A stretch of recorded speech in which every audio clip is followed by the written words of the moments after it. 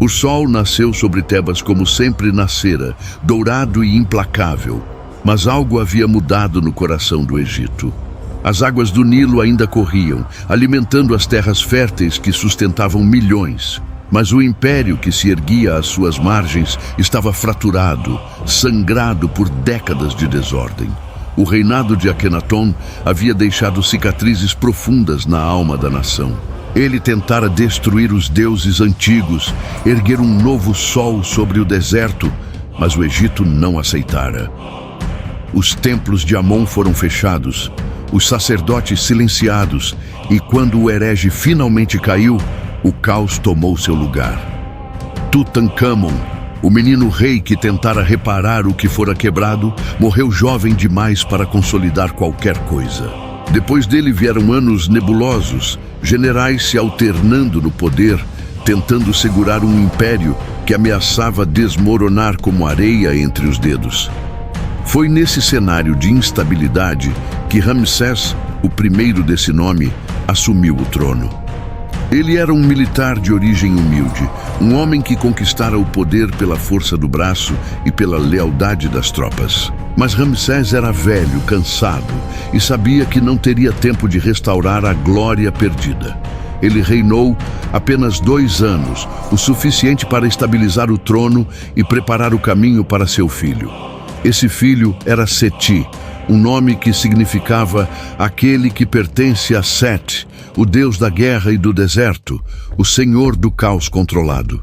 E foi exatamente isso que Seti se tornaria. O homem que domaria o caos e devolveria ao Egito sua posição de potência dominante no mundo antigo. Quando Seti ascendeu ao trono, por volta de 1290 a.C., o Egito era uma sombra do que fora sob os grandes faraós guerreiros da 18ª dinastia. As fronteiras estavam vulneráveis. As províncias sírias e canaanitas, que um dia pagaram tributo ao Egito, agora desafiavam abertamente a autoridade de Tebas. Os líbios invadiam as terras do oeste e os hititas, o grande império rival ao norte, avançavam sobre territórios que deveriam ser egípcios. Nas ruas de Tebas, Mênfis e Heliópolis, o povo murmurava. Os deuses estavam zangados, diziam. O Egito havia perdido o favor divino, mas Seti não acreditava em desculpas divinas. Ele sabia que os deuses favoreciam os fortes, e ele pretendia ser o mais forte de todos. Nas câmaras douradas do Palácio Real, cercado por sacerdotes de Amon e generais veteranos, Seti fez um juramento. Ele não seria apenas um faraó, mas um conquistador. Restauraria as fronteiras, esmagaria os rebeldes e gravaria seu nome na pedra e no sangue. O Egito voltaria a ser temido e ele seria o arquiteto dessa restauração. Mas antes de partir para a guerra, Seti precisava consolidar seu poder internamente. Os sacerdotes de Amon eram essenciais. Eles controlavam não apenas a fé do povo, mas também vastas riquezas e influência política. Akenaton os havia humilhado e agora eles exigiam reparação. Seti compreendeu isso imediatamente. Ele encheu os cofres dos templos, patrocinou festivais grandiosos e jurou reconstruir os santuários que haviam sido abandonados. Em troca, os sacerdotes o proclamaram filho de Amon, escolhido dos deuses, o faraó que traria de volta a ordem cósmica. Era uma aliança pragmática, mas funcionou. Com o apoio religioso garantido, Seti voltou sua atenção para o exército. O Egito sempre fora uma potência militar, mas as últimas décadas de instabilidade haviam enfraquecido suas forças. Seti sabia que, para reconquistar os territórios perdidos, precisaria de um exército renovado, disciplinado e letal. Ele recrutou soldados de todas as províncias, treinou arqueiros núbios, infantaria egípcia e condutores de carros de guerra. Os carros eram a arma mais letal da época, o equivalente antigo dos tanques modernos. Leves, rápidos e mortais, eles podiam destroçar formações inimigas com passes sucessivos de flechas e lanças. Seti não apenas dominava o uso dos carros, ele os transformou em uma máquina de guerra coordenada. capaz de manobras complexas no campo de batalha. Enquanto treinava suas tropas, Seti também preparava sua mente. Ele estudava os registros das campanhas de Thutmés, o terceiro desse nome, o maior conquistador que o Egito já conhecera. Thutmés havia marchado até o Eufrates, subjugado dezenas de cidades e transformado o Egito em uma superpotência regional. Seti queria replicar esse feito, mas sabia que os tempos eram diferentes. Os hititas eram mais poderosos do que qualquer inimigo que Thutmés enfrentara, e as cidades sírias estavam mais fortificadas. Ele precisaria ser não apenas forte, mas estratégico. Enquanto os preparativos avançavam, o povo de Tebas começou a sentir a mudança. Havia uma energia nova no ar, uma sensação de propósito renovado. Os festivais voltaram a ser grandiosos, as procissões religiosas encheram as ruas e os escribas começaram a gravar novamente os feitos do faraó. Seti estava construindo não apenas um exército, mas uma narrativa. Ele seria lembrado não como um governante que herdou um império fraco, mas como aquele que o reergueu das cinzas. No segundo ano de seu reinado, Seti finalmente estava pronto.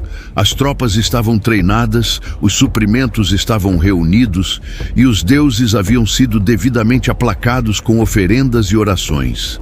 Era hora de marchar. A primeira campanha seria no oeste, contra os líbios que há anos incomodavam as fronteiras egípcias. Eles não eram um exército organizado, mas tribos nômades que atacavam vilas e caravanas, fugindo para o deserto antes que qualquer retaliação pudesse alcançá-los. Seti sabia que precisava enviar uma mensagem clara.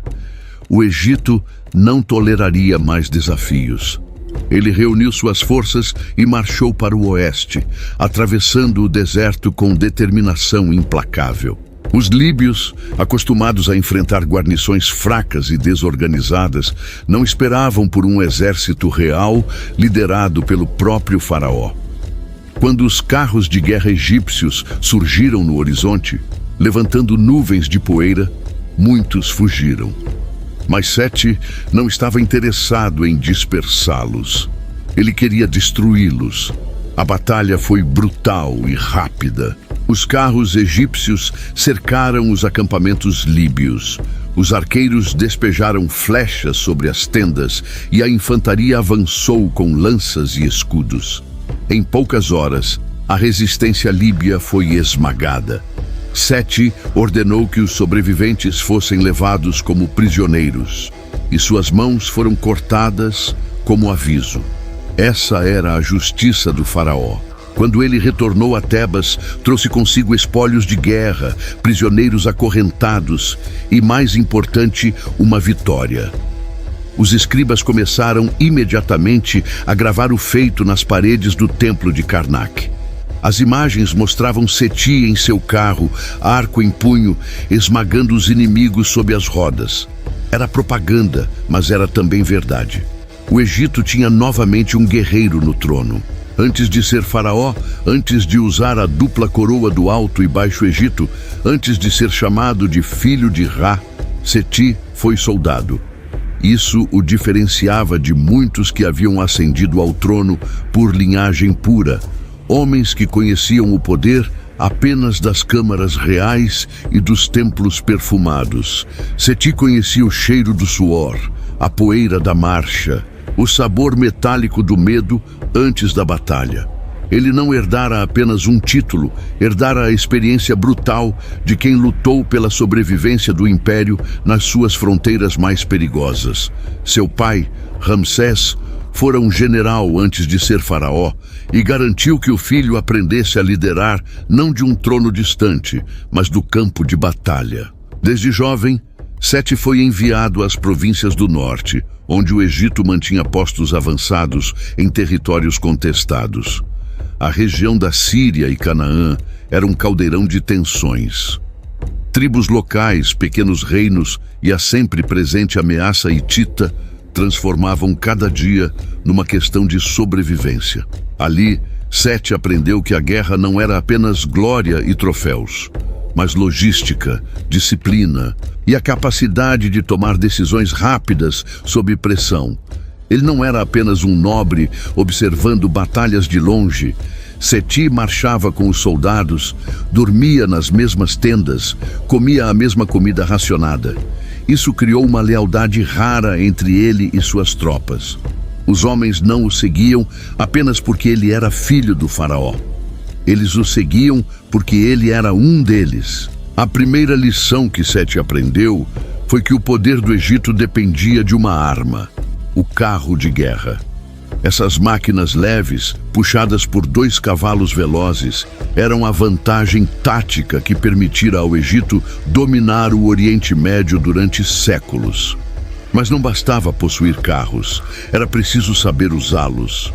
Seti passou anos treinando como condutor e arqueiro, aprendendo a controlar os cavalos em alta velocidade enquanto disparava flechas contra alvos móveis. Era uma habilidade que exigia força, coordenação e coragem. Um erro e o carro poderia tombar.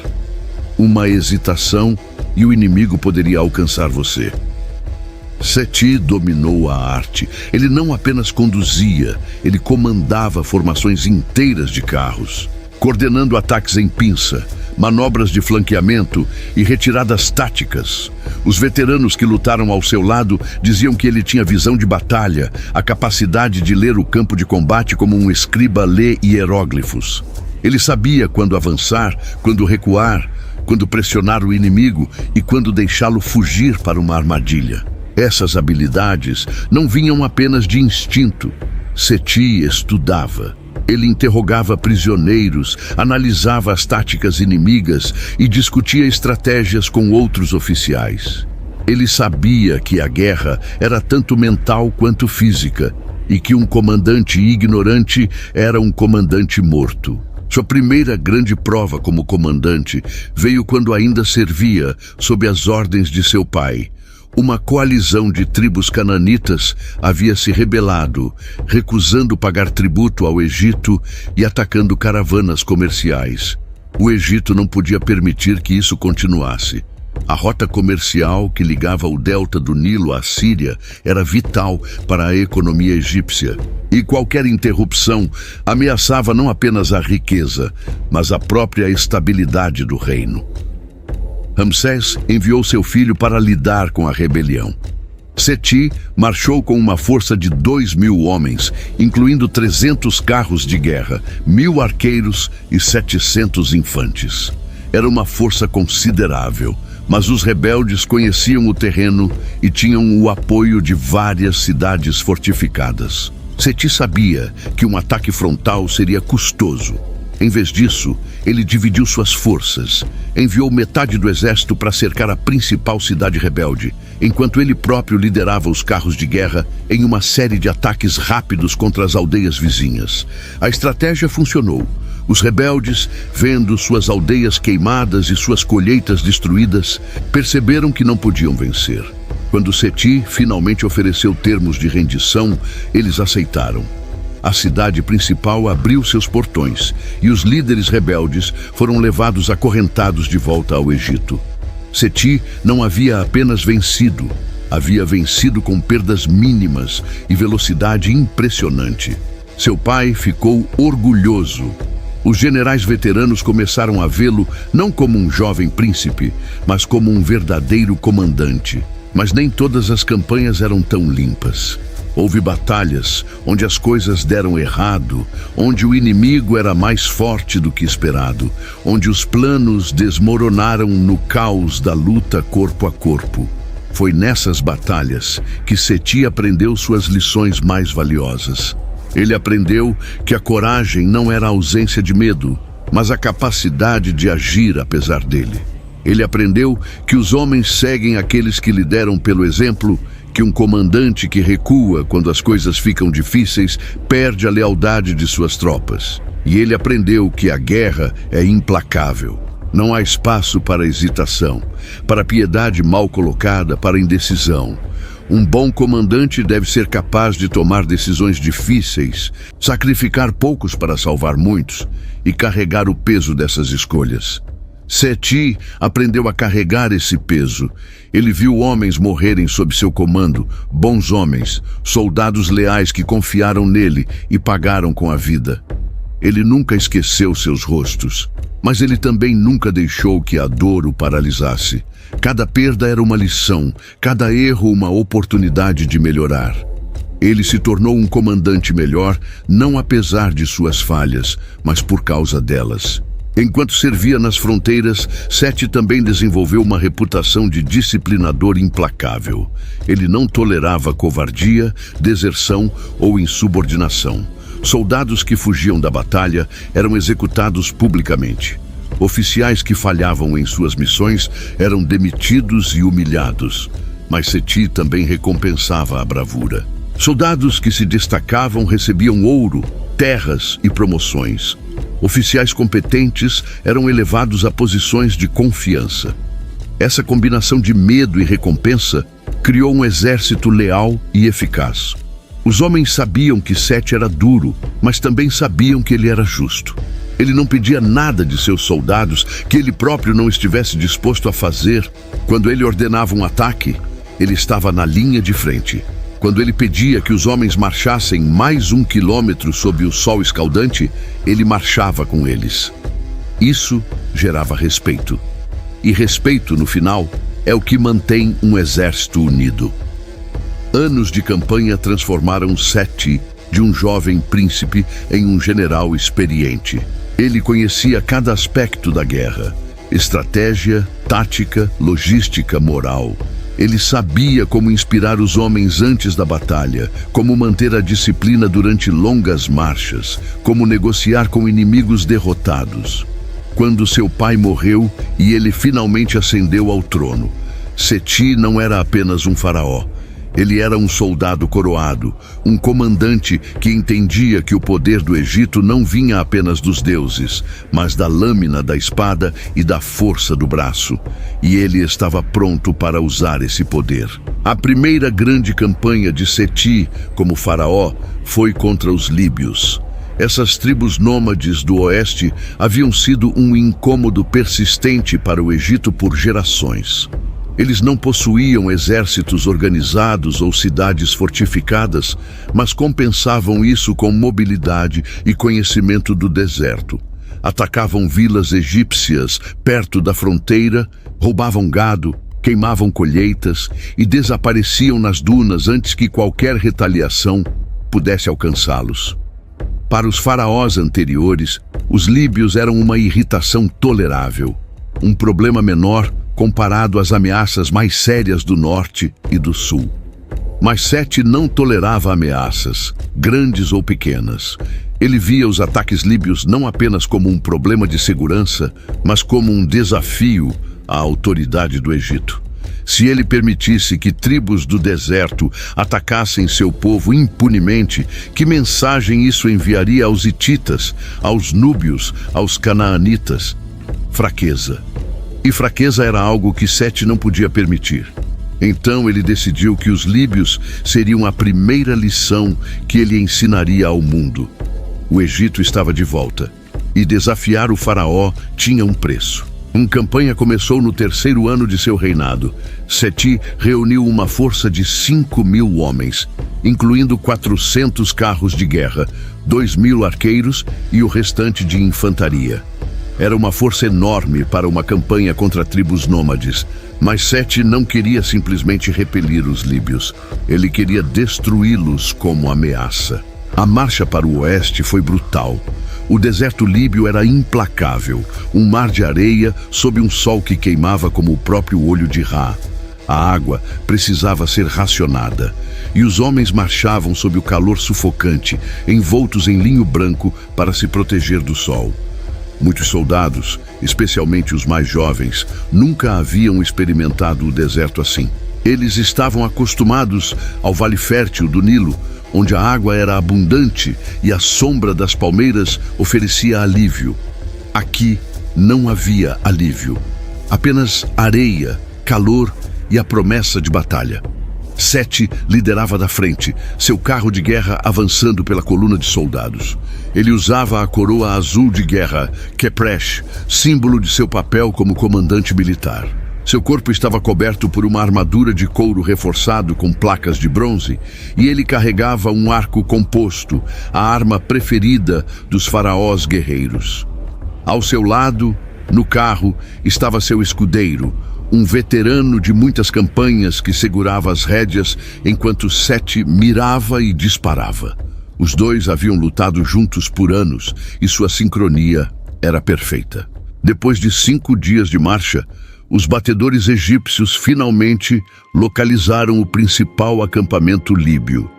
Estava situado perto de um oásis, onde as tribos haviam reunido seus rebanhos e famílias.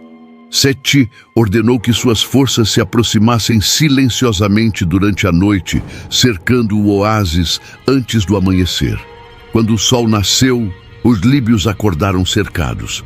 Seti não ofereceu termos de rendição. Ele ordenou o ataque imediato. Os carros de guerra egípcios avançaram primeiro, suas rodas levantando nuvens de areia enquanto disparavam flechas sobre o acampamento. Os líbios, pegos de surpresa, tentaram organizar uma defesa, mas era tarde demais. A infantaria egípcia avançou com escudos e lanças, penetrando no acampamento e massacrando qualquer resistência. Os arqueiros núbios, conhecidos por sua precisão mortal, posicionaram-se nas elevações ao redor do oásis e despejaram flechas sobre os líbios que tentavam fugir. Em poucas horas, o acampamento estava em ruínas. Centenas de líbios foram mortos e centenas mais foram capturados.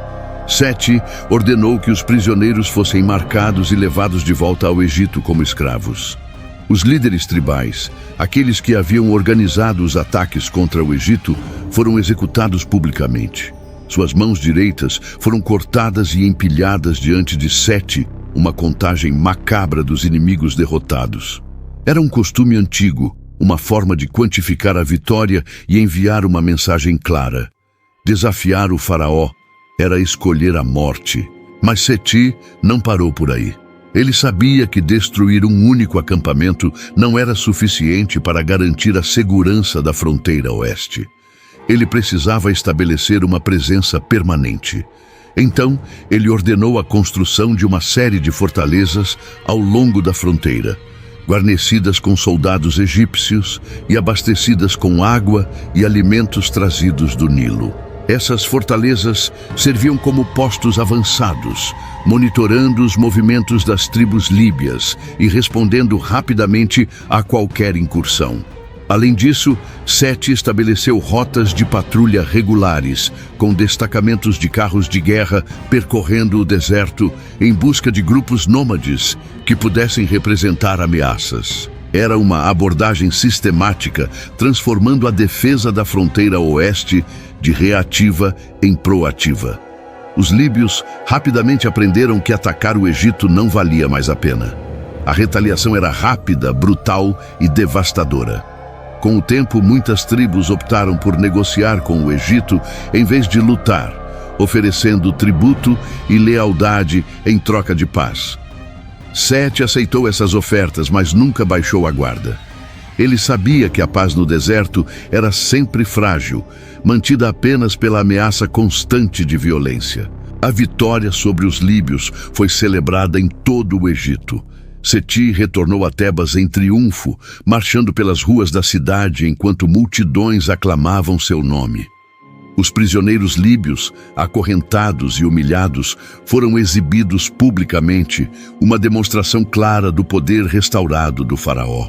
Os sacerdotes de Amon realizaram cerimônias grandiosas no templo de Karnak, agradecendo aos deuses pela vitória e proclamando Seti como o escolhido de Ra. E nas paredes do templo, escribas começaram a gravar os feitos do faraó.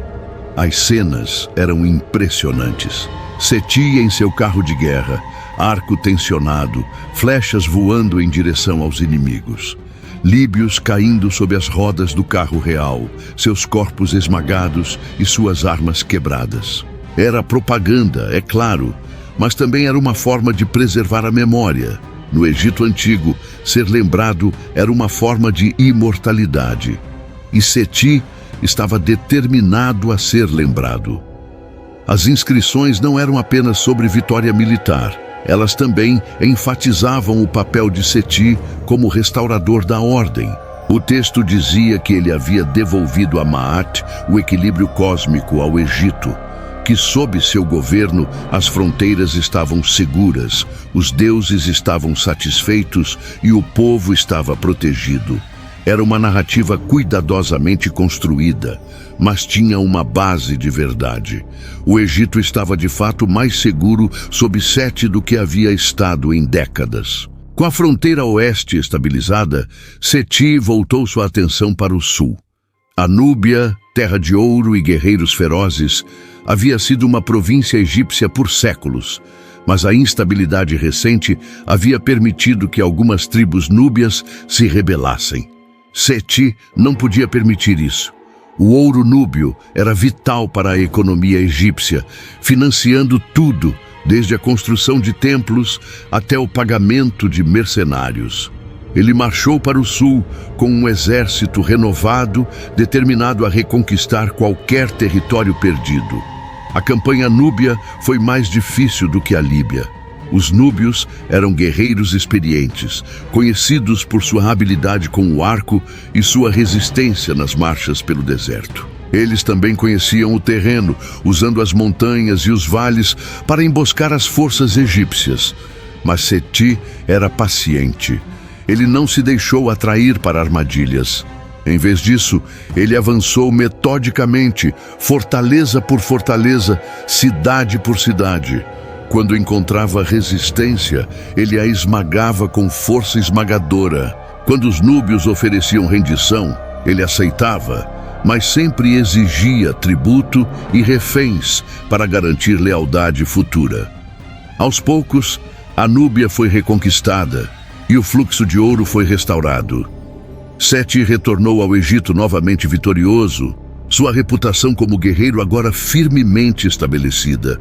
Ele não era apenas um faraó, ele era o leão da fronteira, o homem que restaurara os limites do império e garantira que nenhum inimigo, grande ou pequeno, desafiaria o Egito impunemente. Se a campanha contra os líbios foi uma demonstração de força e a campanha núbia uma consolidação de recursos, a campanha asiática de Seti foi o verdadeiro teste de seu gênio militar.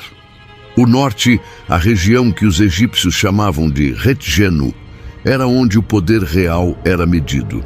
Ali estavam as cidades ricas de Canaã e Síria, as rotas comerciais que ligavam o Egito ao mundo além, e, mais importante, a presença ameaçadora do Império Hitita. Os hititas eram a superpotência rival do Egito. Controlavam a Anatólia e grande parte da Síria, e suas ambições chocavam constantemente com as do faraó. Sob Akhenaton e os faraós fracos que o seguiram, o Egito havia perdido terreno na região. Cidades que antes pagavam tributo a Tebas agora se curvavam aos hititas. Reis vassalos que juraram lealdade ao Egito agora enviavam suas riquezas para Hattusa, a capital hitita.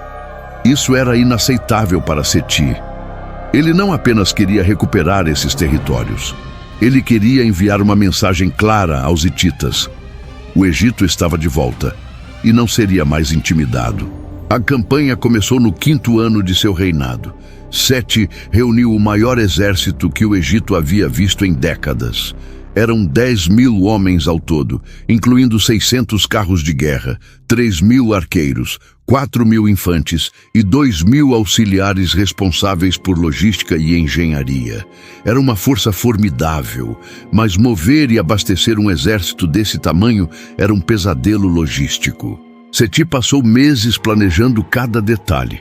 Rotas de marcha foram estabelecidas, depósitos de suprimentos foram criados ao longo do caminho e acordos foram feitos com tribos locais para fornecer água e alimentos em troca de ouro egípcio. A primeira meta era Canaã, a região que corresponde aproximadamente ao moderno Israel e Palestina. Várias cidades canaanitas haviam se rebelado contra o Egito e Seti precisava restaurar a ordem. Ele marchou pelo Sinai, atravessando o deserto que separava o Egito da Ásia. Era uma rota que os faraós guerreiros haviam percorrido por séculos, e os egípcios a chamavam de o Caminho de Horus. Ao longo do caminho havia fortalezas e poços de água que facilitavam a travessia.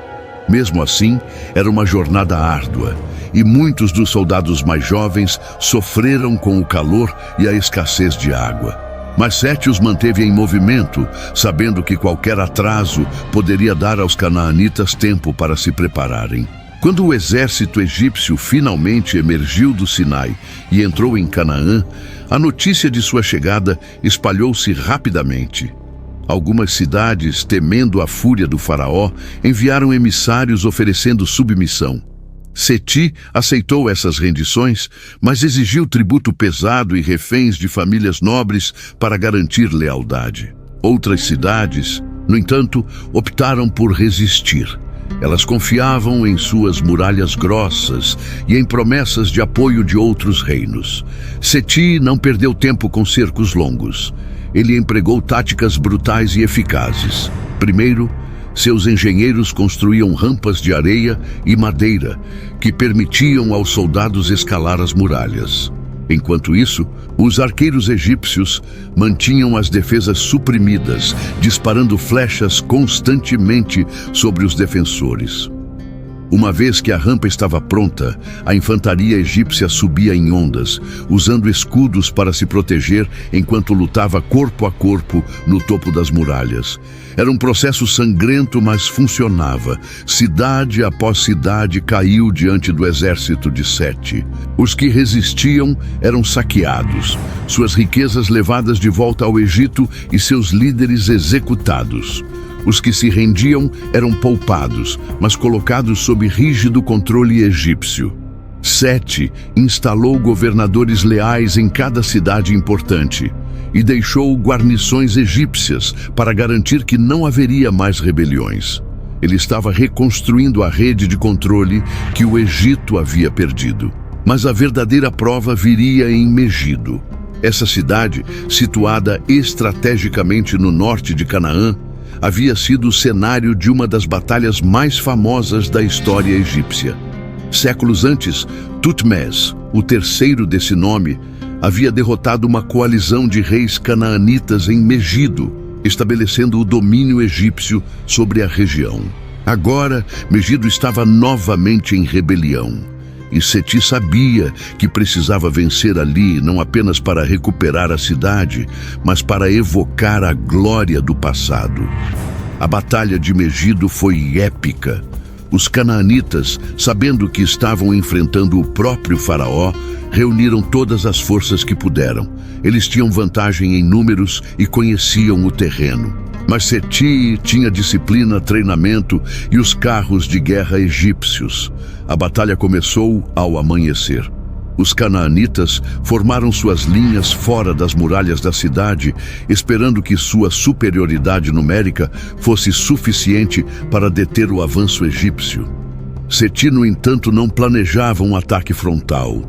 Ele dividiu seus carros de guerra em 3 grupos. O primeiro grupo atacou o centro inimigo, não para penetrá-lo, mas para fixá-lo no lugar.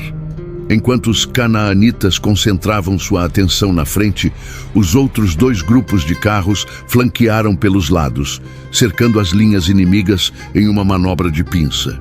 Era a tática clássica, mas executada com perfeição mortal. Os carros egípcios despejaram flechas sobre os flancos canaanitas, causando confusão e pânico. Quando as linhas inimigas começaram a se desintegrar, Sete ordenou o avanço geral. A infantaria egípcia moveu-se como uma onda implacável, suas lanças perfurando os escudos canaanitas, seus gritos de guerra ecoando pelo campo de batalha. Em poucas horas, a batalha estava decidida. Os canaanitas fugiram de volta para Megido, mas Seti não deu trégua. Ele ordenou um cerco imediato e, depois de dias sem comida nem água, a cidade se rendeu. Seti entrou em Megido vitorioso, e assim como Tutmés havia feito séculos antes, ele gravou seu nome nas paredes do templo local. O Egito havia retomado Megido, e o mundo sabia que o faraó guerreiro havia retornado. Após Megido, Sete empurrou ainda mais ao norte, adentrando a Síria. Aqui, ele encontrou cidades alinhadas com os hititas. Algumas se renderam rapidamente, mas outras resistiram. Houve batalhas ferozes em Cádiz e outras cidades fortificadas. Sete não conseguiu expulsar completamente a influência hitita da Síria. Os hititas eram fortes demais para isso, mas ele restaurou grande parte do território que o Egito havia perdido. Ele forçou os hititas a recuarem e estabeleceu uma zona tampão de cidades vassalas leais ao Egito. Era uma vitória, mesmo que não completa. Mais importante, era um aviso. Os hititas agora sabiam que o Egito sob Seti não seria mais empurrado. Quando Seti finalmente retornou ao Egito, ele trouxe consigo uma caravana de riquezas. Ouro, prata, escravos, cavalos, armas e tributo de dezenas de cidades conquistadas. Ele também trouxe algo mais valioso: prestígio. O Egito era novamente uma potência a ser temida, e Sete era o homem que fizera isso acontecer. As celebrações em Tebas duraram semanas. O povo saiu às ruas para ver o desfile triunfal, onde prisioneiros estrangeiros marchavam acorrentados e carros carregados de espólios passavam sob arcos decorados com flores e bandeiras. Seti, vestido com as insígnias completas do faraó, foi saudado como conquistador e salvador. E nos templos, os sacerdotes cantavam hinos em sua honra, proclamando que ele havia restaurado a Maat e devolvido ao Egito seu lugar legítimo como senhor do mundo conhecido. Vitórias no campo de batalha eram importantes, mas Seti sabia que conquistar territórios não bastava. Ele precisava conquistar mentes. No Egito antigo, o poder de um faraó não vinha apenas de exércitos e ouro, mas da crença de que ele era divino, que os deuses falavam através dele, que sua vontade era a vontade do cosmos. Akhenaton havia destruído essa crença ao tentar eliminar os velhos deuses. O povo egípcio nunca perdoara isso. Então, quando Seti subiu ao trono, ele sabia que precisava não apenas reconquistar territórios, mas também reconquistar a fé do povo. Ele precisava transformar suas vitórias militares em evidência de favor divino. E ele fez isso através da propaganda mais poderosa que existia no mundo antigo: a arquitetura monumental e as inscrições sagradas. Cada vitória era gravada nos templos, cada batalha transformada em arte divina. As paredes de Karnak, o maior complexo religioso do Egito, tornaram-se uma tela gigante onde a história oficial do reinado de Sete era contada. Ali, em relevos detalhados, Seti aparecia como um gigante entre homens mortais. Ele era retratado no momento da vitória, sempre perfeito, sempre triunfante. Seu arco estava sempre tensionado, sua flecha sempre certeira. Os inimigos caíam diante dele como trigo sob a foice. Essas imagens não eram apenas decorativas, elas tinham um propósito ideológico profundo. No pensamento egípcio, a ordem do universo dependia da Maat, o princípio de verdade, justiça e equilíbrio cósmico. O faraó era o guardião da Maat na terra, e era seu dever garantir que o caos, representado por inimigos estrangeiros e forças desestabilizadoras, fosse mantido afastado. Quando Sete derrotava os líbios, os núbios ou os canaanitas, ele não estava apenas protegendo fronteiras. Ele estava cumprindo sua função divina, empurrando o caos de volta para as margens do mundo e preservando a ordem cósmica. As inscrições nos templos deixavam isso claro. Elas descreviam Sete como o filho de Ra, o deus Sol, e como o avatar de Horus, o deus guerreiro. Diziam que ele havia sido escolhido pelos deuses antes mesmo de nascer, que seu destino era restaurar o Egito à grandeza, e o povo acreditava. Como não acreditar quando os exércitos voltavam vitoriosos, quando as fronteiras estavam seguras, quando os templos estavam cheios de oferendas e os festivais voltavam a ser grandiosos? Seti estava entregando resultados, e no Egito Antigo, resultados eram a melhor prova de favor divino. Mas Seti não se contentava apenas com inscrições. Ele entendia o poder do espetáculo, da presença física, da performance pública. Ele aparecia regularmente em cerimônias religiosas, vestido com as insígnias completas do faraó: a coroa dupla, o cajado e o flagelo, o falso barba divina. Ele participava de procissões que percorriam Tebas, onde multidões se aglomeravam para vê-lo. Para o povo, ver o faraó era ver um Deus vivo. Seti cultivava essa imagem cuidadosamente.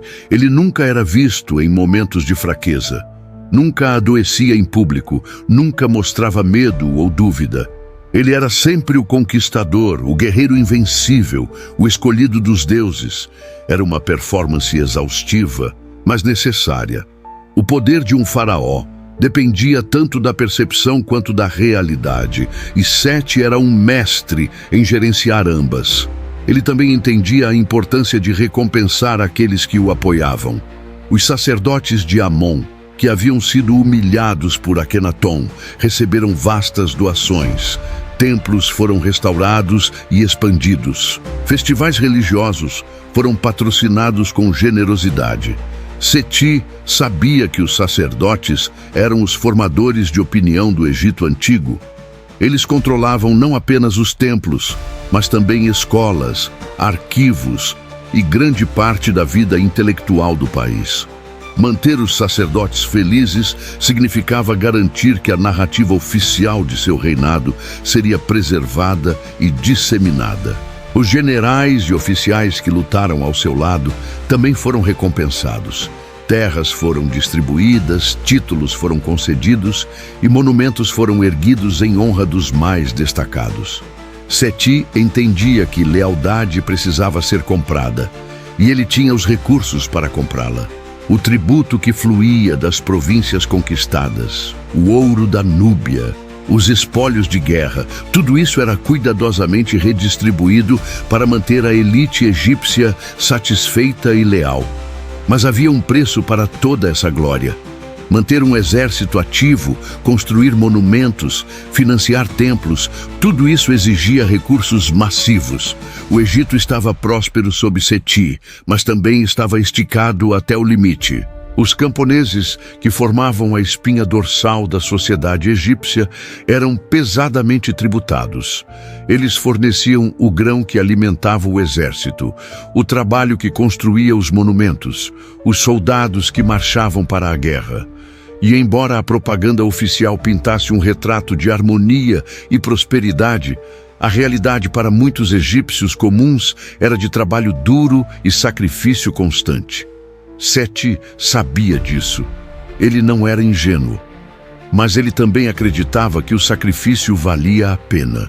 Um Egito forte, com fronteiras seguras e prestígio internacional, beneficiava todos, mesmo que o custo fosse alto. Ainda assim, havia momentos de dúvida. Nos salões privados do palácio, longe dos olhos dos cortesãos e sacerdotes, Seti às vezes se perguntava se valia a pena. Quantos homens haviam morrido em suas campanhas? Quantas viúvas choravam em aldeias esquecidas? Quantas crianças cresceriam sem pais por causa de suas ambições? Ele carregava esses pensamentos em silêncio, nunca os compartilhando com ninguém. Um faraó não podia mostrar fraqueza, nem mesmo para si mesmo, mas eles estavam lá, sombras no canto de sua mente, lembretes de que mesmo os deuses vivos eram mortais e que todo poder tinha um preço. Com o tempo, Seti começou a pensar mais sobre a mortalidade. Ele havia vencido muitas batalhas, mas sabia que a guerra final contra a morte era uma que nenhum faraó poderia vencer. O Egito acreditava na vida após a morte, e Seti, como todos os faraós, estava obcecado com sua própria imortalidade. Ele começou a planejar sua tumba, seu templo mortuário, os rituais que garantiriam sua passagem segura para o além. Mas antes de pensar apenas em morte, ele precisava garantir que seu legado na Terra fosse sólido. E isso significava construir não apenas exércitos, mas monumentos que resistiriam ao tempo e eternizariam seu nome. Se Seti era um guerreiro implacável no campo de batalha, ele era igualmente determinado como construtor. Para os egípcios, construir templos não era apenas uma questão de religião, era uma forma de imortalidade. As palavras escritas podiam ser esquecidas, as histórias podiam ser distorcidas, mas a pedra permanecia. Um templo bem construído poderia durar milhares de anos, e enquanto ele durasse, o nome do faraó que o construiu seria lembrado. Seti entendia isso profundamente. Ele sabia que suas vitórias militares, por mais impressionantes que fossem, acabariam sendo esquecidas se ele não as eternizasse em pedra. Então ele embarcou em um ambicioso programa de construção que rivalizava com qualquer coisa que seus predecessores haviam feito. Seu projeto mais ambicioso e pessoal foi o Templo de Ábidos. Abidos era um dos lugares mais sagrados do Egito, associado ao culto de Osíris, o deus dos mortos e da ressurreição. Segundo a mitologia, Osíris havia sido assassinado por seu irmão Seti, desmembrado, e depois ressuscitado por sua esposa Ísis. Ábidos era considerado o local onde a cabeça de Osíris estava enterrada, tornando-o um centro de peregrinação para egípcios que buscavam bênçãos para a vida após a morte. Construir um templo ali não era apenas um ato de piedade. Era uma declaração de que Seti estava conectado ao próprio ciclo de morte e renascimento que governava o cosmos. O Templo de Ábidos era uma maravilha arquitetônica. Seti não poupou despesas. Ele importou as melhores pedras, contratou os artesãos mais habilidosos e supervisionou pessoalmente muitos aspectos do design. O templo era construído em calcário branco brilhante, que refletia a luz do sol de forma deslumbrante. Suas paredes eram cobertas com relevos extremamente detalhados, mostrando cenas da vida de Seti, suas vitórias militares, suas oferendas aos deuses e os rituais que ele realizava. Mas o que tornava Ábidos verdadeiramente especial era a lista real de Ábidos, uma inscrição que listava os nomes de todos os faraós legítimos desde o início do Egito.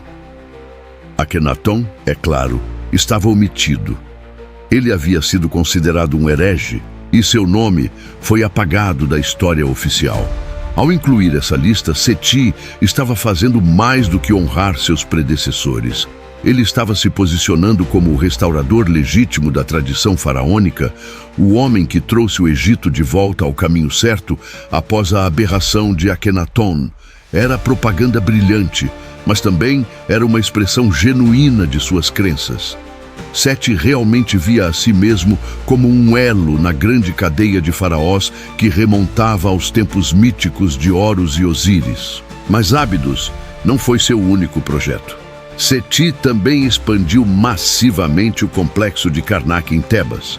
Karnak já era enorme, o maior complexo religioso do mundo antigo, mas Seti o tornou ainda maior. Ele adicionou uma nova sala hipostila, um salão gigantesco sustentado por 134 colunas massivas. Cada coluna tinha mais de 20 metros de altura e era decorada com hieróglifos e relevos coloridos. Caminhar pela sala hipostila era como entrar em uma floresta de pedra, onde a luz filtrada criava um ambiente de mistério e reverência. Era um espaço projetado para impressionar, para fazer qualquer visitante, seja um camponês egípcio ou um embaixador estrangeiro, sentir a grandeza e o poder do Egito. E em cada pilar, em cada parede, o nome de Seti estava inscrito, garantindo que ninguém esqueceria quem havia construído aquilo. A construção desses templos exigia recursos massivos. Pedra precisava ser extraída de pedreiras distantes, transportada pelo Nilo em barcaças gigantes, e depois arrastada até o local de construção. Milhares de trabalhadores eram necessários, desde pedreiros especializados até carregadores comuns. Mas ao contrário da crença popular moderna, esses trabalhadores não eram escravos no sentido tradicional. Muitos eram camponeses que trabalhavam nos projetos reais durante a estação de inundação do Nilo, quando não podiam cultivar suas terras. Eles recebiam comida, abrigo e até pagamento na forma de grãos e cerveja. Trabalhar em um projeto real também era visto como um ato de devoção religiosa, uma forma de servir aos deuses e garantir bênçãos para si mesmo e sua família. Seti visitava frequentemente os canteiros de obras, supervisionando o progresso e garantindo que seus padrões fossem atendidos. Ele era exigente, não tolerando trabalho desleixado ou materiais inferiores, mas ele também reconhecia e recompensava o trabalho bem feito. Artesãos que criavam relevos particularmente belos recebiam bônus, e mestres construtores eram elevados em status. Seti entendia que grandes monumentos exigiam não apenas recursos, mas também moral alta e orgulho no trabalho. Ele cultivava isso através de uma combinação de exigência e generosidade. Enquanto construía para os deuses, Seti também começou a construir sua própria tumba. No Vale dos Reis, a necrópole real, onde os faraós eram enterrados, Seti ordenou a escavação de uma tumba, que seria a mais longa e elaborada até então. A tumba de Seti, designada KV-17 pelos arqueólogos modernos, descia profundamente na rocha, com corredores decorados, levando a várias câmaras. As paredes eram cobertas com textos e imagens do Livro dos Portões e do Livro da Amduat, guias religiosos que descreviam a jornada da alma através do submundo. Cada detalhe era cuidadosamente planejado para garantir que Seti pudesse navegar com segurança pelos perigos do além e alcançar a ressurreição eterna. A tumba também seria repleta de tesouros, móveis, joias, armas e tudo mais que um faraó pudesse precisar na próxima vida. Mas mesmo enquanto planejava para a morte, Seti estava plenamente engajado com a vida. Ele continuava a governar ativamente, tomando decisões sobre política externa, supervisionando a administração do reino e preparando seu sucessor. Ele sabia que um legado duradouro exigia não apenas grandes feitos, mas também continuidade. E para garantir isso, ele precisava assegurar que seu filho estivesse pronto para assumir o trono. Esse filho era Ramsés, que mais tarde seria conhecido como Ramsés, o segundo desse nome, e se tornaria um dos faraós mais famosos da história. Mas naquela época, ele era apenas um jovem príncipe, aprendendo aos pés de seu pai. E Seti estava determinado a fazer dele um governante digno do Egito. Desde cedo, Seti sabia que seu tempo era limitado. Nenhum homem, por mais poderoso, escapa da mortalidade. A única forma de um faraó conquistar a imortalidade verdadeira era através de seus filhos, garantindo que seu legado continuasse através das gerações. Seti tinha vários filhos, mas um se destacava, Ramsés, o segundo desse nome. Desde jovem, Ramsés mostrou as qualidades que Seti procurava em um sucessor. Ele era inteligente, carismático, fisicamente forte e possuía a ambição implacável que caracterizava grandes conquistadores. Seti viu em Ramsés um reflexo de si mesmo e decidiu que faria dele não apenas um herdeiro, mas um faraó tão grande quanto ele próprio, talvez até maior. A educação de Ramsés foi rigorosa e abrangente. Seti garantiu que o jovem príncipe recebesse treinamento em todos os aspectos necessários para governar o Egito. Ele aprendeu a ler e escrever hieróglifos, estudou textos religiosos e administrativos e foi instruído pelos melhores escribas e sacerdotes. Mas Seti sabia que conhecimento de livros não era suficiente. Um faraó precisava ser guerreiro, e guerreiros eram forjados no campo de batalha, não em bibliotecas. Então, desde cedo, Ramsés acompanhou o pai em campanhas militares. Ele começou como observador, montado em um carro ao lado de Seti, assistindo enquanto o exército egípcio marchava, lutava e conquistava. Ele viu como seu pai comandava, como ele inspirava os homens, como ele tomava decisões rápidas sob pressão. Ele também viu a brutalidade da guerra, os homens morrendo, o sangue, a destruição. Seti não escondeu nada de seu filho. Ele queria que Ramsés entendesse que governar o Egito não era apenas cerimônias e templos, mas também a vontade de fazer escolhas difíceis e carregar o peso das consequências. À medida que Ramsés crescia, Seti lhe deu responsabilidades crescentes. Aos 10 anos, ele foi nomeado comandante de tropas, um título cerimonial na época, mas que simbolizava seu futuro papel. Aos 14, ele liderou sua primeira campanha menor, uma expedição punitiva contra uma tribo rebelde na Núbia. Seti acompanhou de perto, pronto para intervir se necessário, mas Ramsés se saiu bem. Ele mostrou coragem, pensamento tático e a capacidade de inspirar os soldados. Seti ficou orgulhoso. Seu filho estava se tornando o guerreiro que o Egito precisava. Mas ser faraó exigia mais do que habilidade militar. Exigia também astúcia política.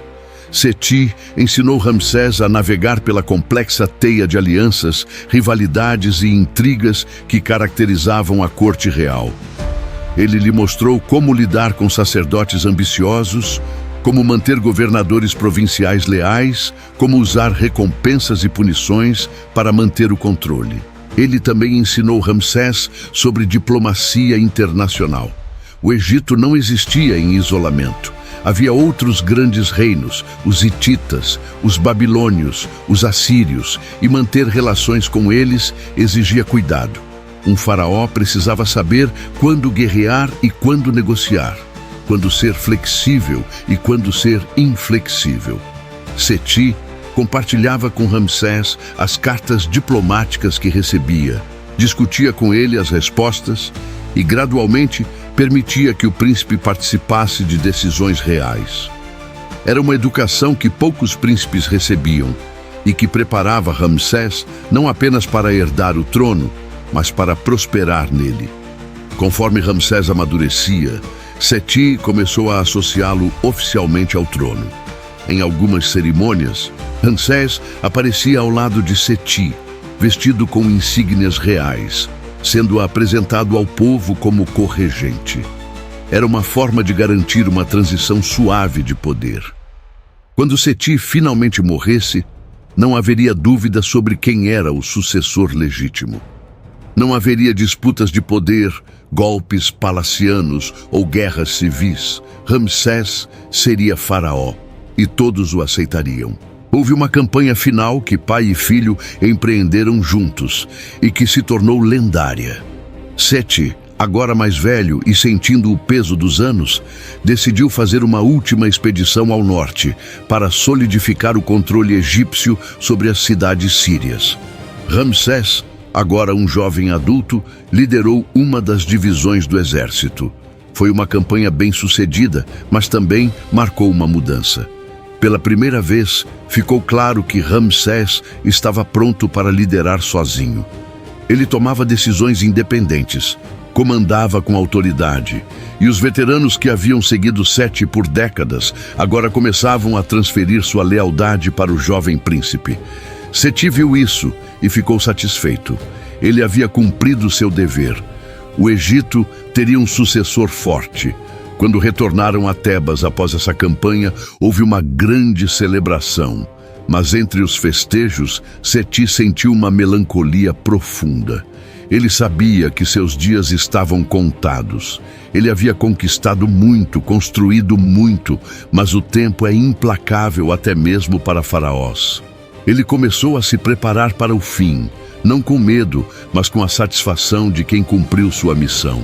Nos últimos anos de seu reinado, Seti passou mais tempo em Ábidos, supervisionando os trabalhos finais em seu templo.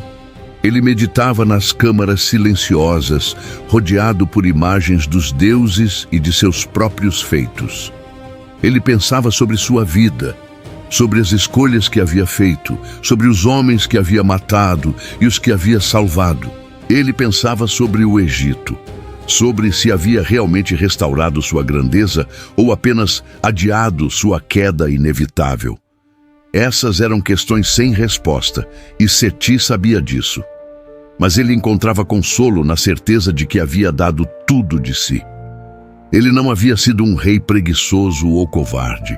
Ele havia lutado, construído, governado com toda a força que possuía. E agora, com Ramsés pronto para assumir, ele podia finalmente descansar.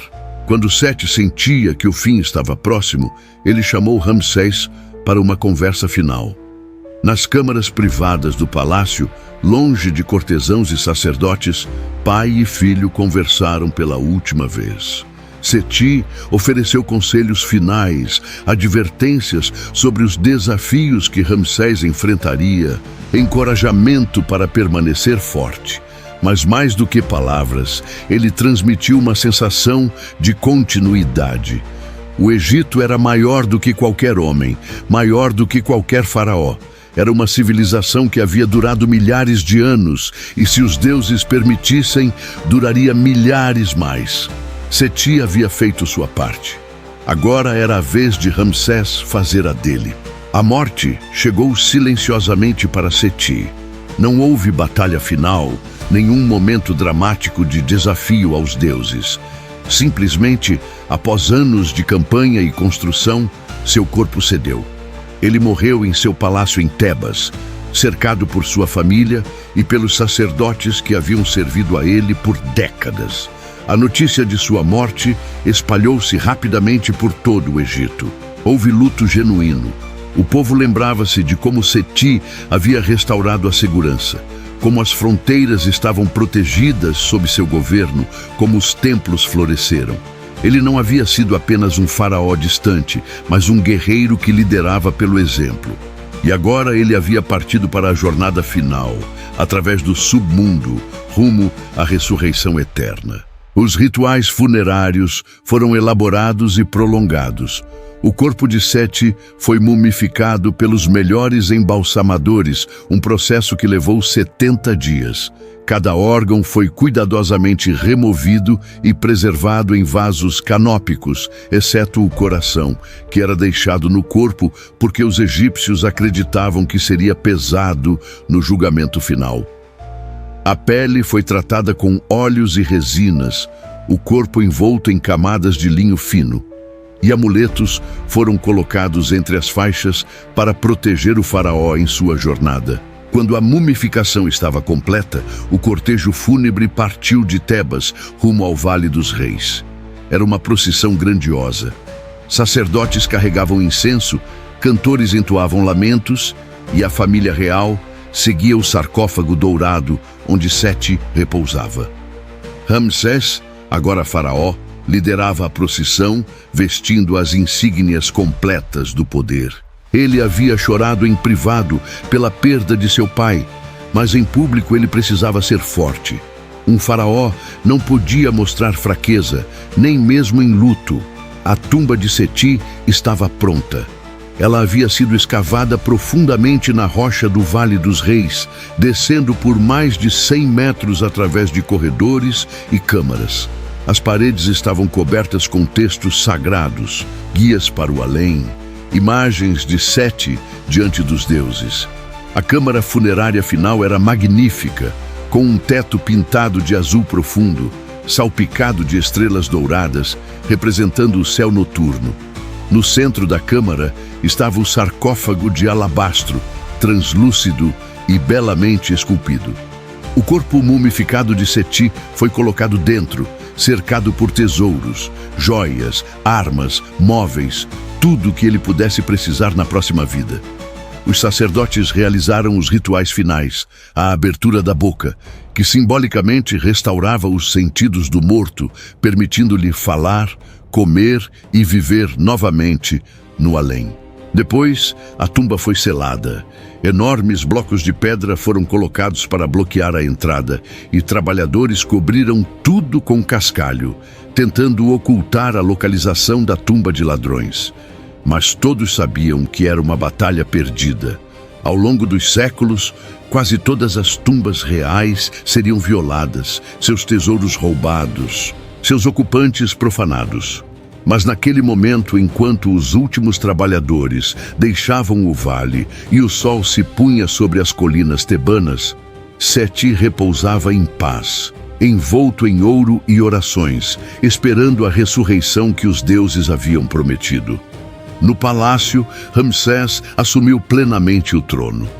Ele estava determinado a honrar a memória de seu pai, mas também a superar seus feitos. E de muitas formas ele conseguiu. Ramsés, o segundo desse nome, governou por mais de 60 anos, travou batalhas ainda maiores, construiu monumentos ainda mais grandiosos e seu nome tornou-se sinônimo do próprio Egito. Mas tudo isso foi possível porque Seti havia pavimentado o caminho. Ele havia estabilizado o império, restaurado as fronteiras, reconstruído a confiança do povo. Ele havia sido o alicerce sobre o qual Ramsés construiu sua glória. E ainda assim, ao longo dos séculos, o nome de Seti foi gradualmente esquecido, ofuscado pela sombra gigantesca de seu filho. Durante séculos, a tumba de Seti permaneceu selada e esquecida. O Vale dos Reis foi abandonado, coberto pelas areias do deserto, suas entradas ocultas. A civilização egípcia eventualmente caiu, conquistada primeiro pelos persas, depois pelos gregos, depois pelos romanos e finalmente pelos árabes. Os templos foram abandonados, os hieróglifos esquecidos e os nomes dos faraós viraram lendas vagas. Mas a pedra permaneceu. Os templos que Seti construiu ainda estavam de pé. Suas paredes ainda contavam suas histórias em imagens e palavras que ninguém mais podia ler.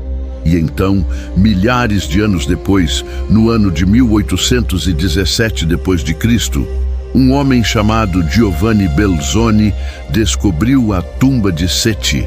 Belzoni era um aventureiro italiano, um caçador de tesouros que trabalhava para colecionadores europeus. Quando ele desceu pela primeira vez pelos corredores da tumba, sua tocha iluminando as paredes cobertas de pinturas vibrantes, ele ficou maravilhado. As cores ainda eram brilhantes, os detalhes ainda eram nítidos. Era como se o tempo não tivesse passado. Ele encontrou o sarcófago de alabastro vazio. Os ladrões de túmulos haviam chegado ali muito antes, mas as paredes contavam toda a história. Ali estava Seti, em seu carro de guerra, derrotando inimigos. Ali estava ele diante dos deuses, recebendo a vida eterna. Ali estava a jornada de sua alma através do submundo, cada passo ilustrado com precisão meticulosa. A descoberta da tumba de Seti causou sensação na Europa. Desenhos e descrições foram publicados e pela primeira vez em milênios o mundo voltou a conhecer o nome de Seti. Mas ele nunca alcançou a fama de seu filho Ramsés. A múmia de Seti foi eventualmente encontrada, não em sua tumba original, mas em um esconderijo secreto onde sacerdotes antigos haviam movido várias múmias reais para protegê-las de ladrões. Quando os arqueólogos finalmente examinaram seu corpo preservado, eles encontraram um homem alto, forte, com feições nobres, mesmo na morte.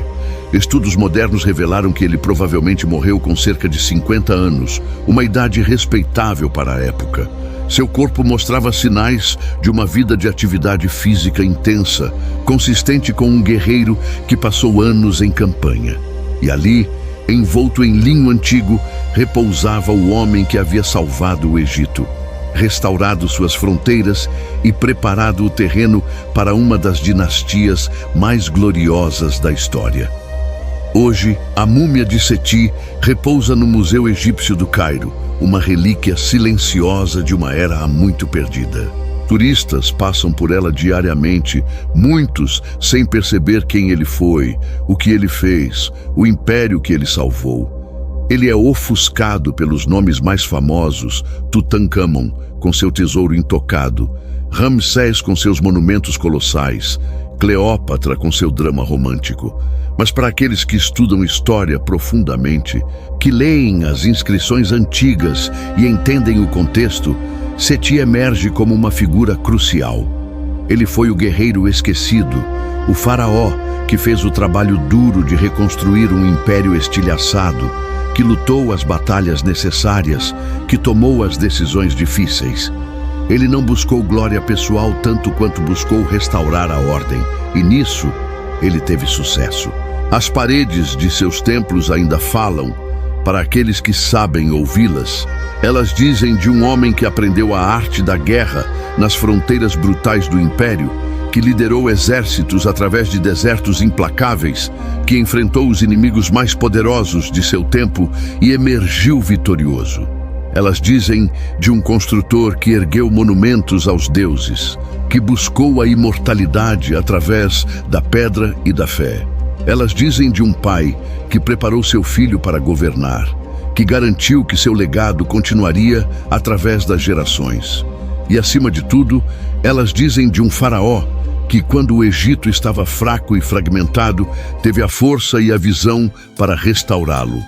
Seti não foi perfeito. Ele foi brutal com seus inimigos, implacável com os rebeldes e exigente com seu próprio povo. Ele derramou sangue, destruiu cidades e levou milhares para a escravidão. Mas ele também protegeu milhões, garantiu prosperidade e criou uma estabilidade que permitiu ao Egito florescer por mais um século. Na moral complexa do mundo antigo, ele foi um grande faraó. Talvez não o mais famoso, mas certamente um dos mais eficazes. E quando a areia do deserto finalmente cobriu seus monumentos, quando seus nomes foram esquecidos e suas histórias se perderam, ainda assim, algo permaneceu. A ideia de que até mesmo nos momentos mais sombrios, quando tudo parece perdido, ainda é possível restaurar a ordem, reconstruir o que foi quebrado e devolver a grandeza a uma nação. Essa foi a verdadeira imortalidade de Seti. Não nos templos que ele construiu, não nas batalhas que ele venceu, mas na prova viva de que um homem determinado, com visão e coragem, pode mudar o curso da história. Hoje, quando visitamos as ruínas de Karnak ou Ábidos, quando caminhamos pelos corredores silenciosos do Vale dos Reis, estamos pisando nas pegadas de Seti. Ele passou por ali há mais de 3.000 anos, um homem de carne e osso como nós, mas também algo mais. Ele foi um faraó, um Deus vivo para seu povo, um guerreiro que carregava o peso de um império em seus ombros. E quando ele finalmente depositou esse peso, quando fechou os olhos pela última vez e iniciou sua jornada para o oeste, para o reino de Osíris, ele deixou para trás um Egito transformado. Um Egito mais forte, mais seguro, mais confiante. Um Egito pronto para a Era de Ouro que viria sob seu filho. Essa foi a conquista de Seti. Não a glória pessoal, mas o serviço prestado. Não a fama eterna, mas o trabalho bem feito. E se hoje seu nome é menos conhecido do que deveria ser, se ele foi esquecido na sombra de Ramsés, talvez isso não o incomodasse. Ele havia cumprido sua missão, havia restaurado o Egito, preparado seu herdeiro e garantido que a grande civilização do Nilo continuaria. O resto, a fama e a memória, estava nas mãos dos deuses. E enquanto as estrelas brilham sobre o deserto, enquanto o Nilo continua a fluir, enquanto as pedras de seus templos ainda estão de pé, o nome de Seti não foi completamente esquecido. Ele ecoa, através dos milênios, um sussurro de tempos antigos, uma lembrança de que nem toda grandeza é barulhenta, de que nem todo herói é lembrado, mas que todos deixam sua marca no mundo. Seti, o primeiro desse nome, o guerreiro que reconstruiu o império, o faraó da guerra, descansa agora no silêncio eterno. Mas seu legado permanece, gravado em pedra, escrito em sangue, construído sobre areia e tempo. Ele foi o homem que salvou o Egito, E essa, no final, é a única imortalidade que realmente importa. Se você gostou dessa história, se inscreva no canal, curta e deixe seu comentário. Esse é o canal Imperadores. Até a próxima.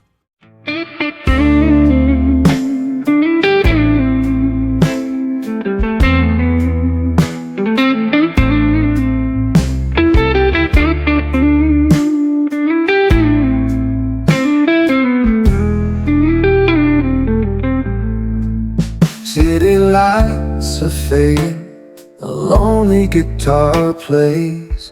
Another day is gone, lost in a memory haze. Got a heavy heart, can't find no peace of mind. Just me in the midnight train, leaving it all behind. Oh, the rhythm of the rails, a low and steady beat, whispering secrets on this empty street. The moon hangs high, a silver tear in the sky. Guess some old blues just never say goodbye.